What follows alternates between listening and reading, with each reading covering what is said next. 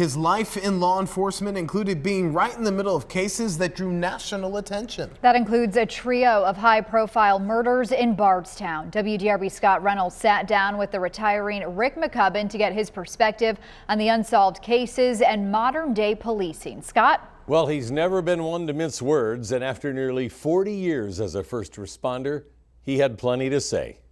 I've fired officers, I've suspended officers. Current Shepherdsville Police Chief Rick McCubbin spent 17 years with the Louisville Police Department, ending in 2002. He says rogue officers need to be held accountable, but McCubbin wholeheartedly disagreed with the LMPD decision when Officer Miles Cosgrove was fired. The department ruled Cosgrove shouldn't have returned fire the night of the raid at Breonna Taylor's apartment because he didn't identify a target. Probably that whoever made that decision has probably never been in a gunfight. It's like the military. There's sometimes you're returning fire to take cover, or you're returning fire because all you see is a blast. And McCubbin has advice for whoever takes over as LMPD's new chief. First and foremost, being on the street is number one.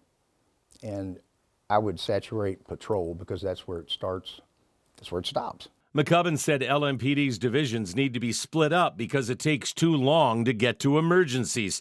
And he would tell his officers, don't apologize for being the police, and don't apologize for doing your job. His job was never tougher than in May of 2013, when as Bardstown chief, he lost Officer Jason Ellis to an ambush-style murder that remains unsolved. Yes, it still haunts me and probably will until it's solved or I'm gone. Then in the summer of 2015, Crystal Rogers disappeared in Bardstown, another unsolved case, where her boyfriend, Brooks Houck, was called the main suspect, but never arrested, never charged. McCubbin fired Bardstown officer Nick Houck, the brother of Brooks, for interfering in the investigation.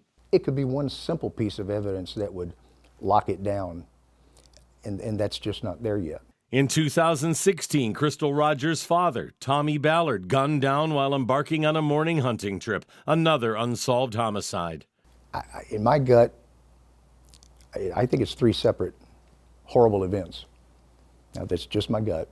After leaving Bardstown and working as a U.S. Marshal, McCubbin got the call to take over as chief in Shepherdsville in 2017. He's also battled lung cancer that spread.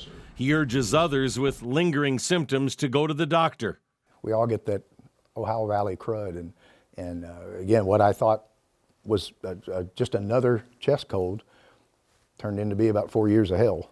And McCubbin leaves about 4 decades of law enforcement with this parting thought about what can reduce crime. We don't punish people, and until the courts and maybe our legislators need to toughen it up so that our judges can make whatever decision he or she needs to make, but there's no punishment. There's no fear of punishment at all, so why not do it?